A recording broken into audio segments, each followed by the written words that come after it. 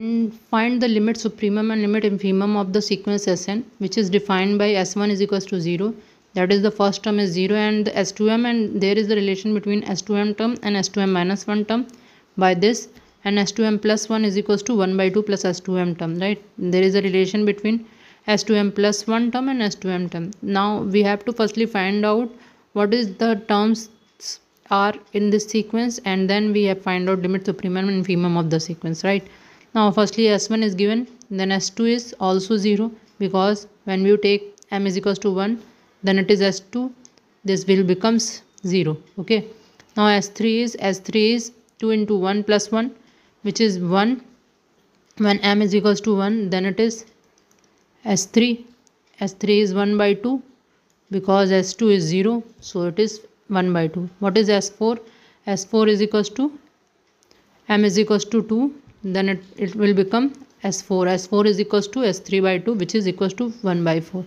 What is S5? S5 is equals to m is equals to 2, right? For m is equals to 2, put in this form.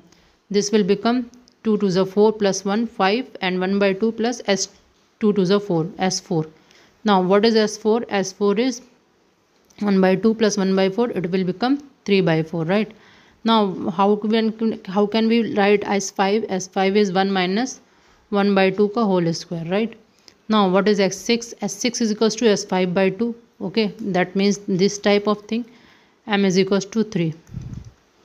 So S6 is equals to S5 by 2. This will become 3 by 8. 3 by 8, which will write up, this will write up S5 by 2.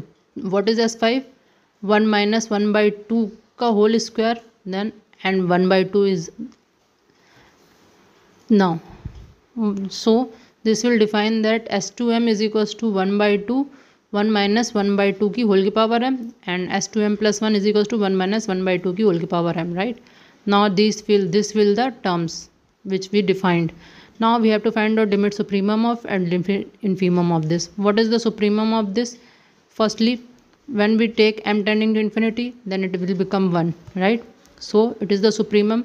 When in this form, when we take m tending to infinity, then it will become 1 by 2. So 1 by 2 is less than to 1. So supremum of Sn is 1, and the infimum of Sm is 1 by 2, because it is less than to 1.